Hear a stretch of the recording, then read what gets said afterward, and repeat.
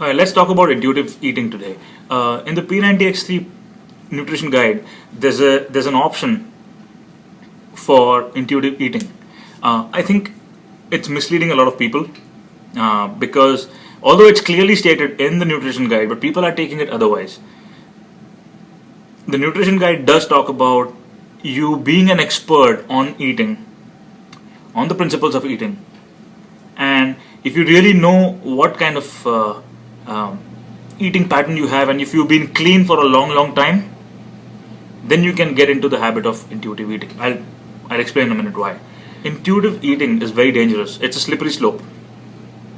It can also misguide you into believing that you need to listen to your junk cravings.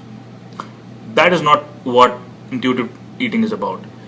Intuitive eating is more or less listening to your body, understanding what it needs, and giving it the essential nutrients that your body craves at that point of time.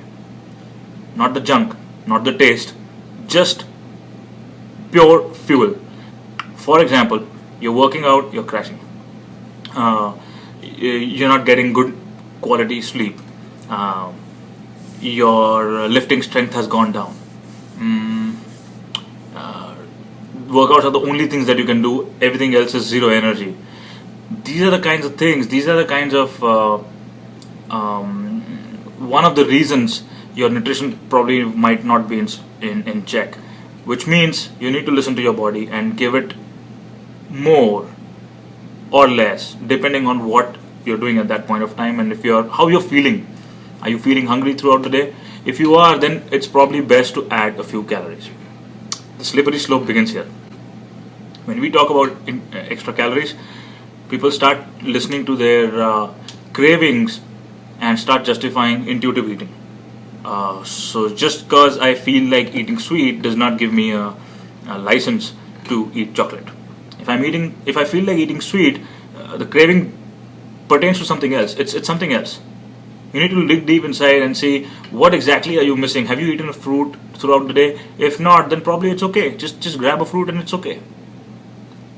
Get a low glycemic index food depending on where you are in your fitness journey, and based on that you can utilize it that way. Intuitive eating comes into your fitness journey after a very long time when you exactly know what macros work for you and how things work for you. Think of it this way. We see how our parents cook food. They never look at half teaspoon or 1 teaspoon or any recipe, so to speak.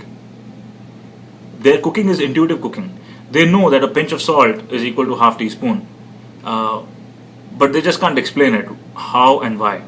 That's the logic behind intuitive eating. You've been eating so clean for so long, it becomes a part of your life, and now you know what you need.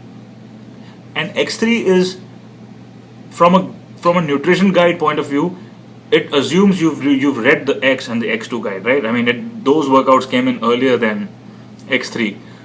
So technically speaking, intuitive eating is for people who really know what kind of foods they've been eating for long, how they've been eating for long, and what is it that they need to include in their diets. Do they need to eat more? Do they need to eat less? And depending on how their body craves, what their body wants. Don't mistake it for just because you're craving some sweet, just don't go and grab a chocolate. It's not a free pass to eating any random stuff that you want. It comes after a lot of time.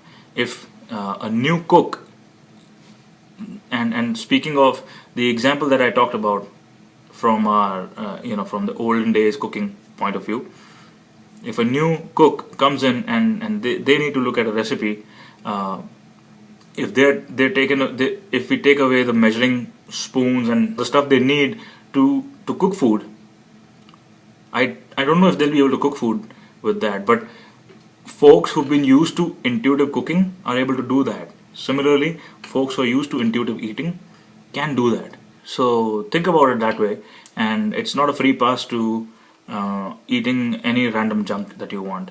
If you're new to P90X, P90X3 or any other workout program, I recommend tracking your macros. Intuitive eating comes in after a long time, and you'll know when. So that's it.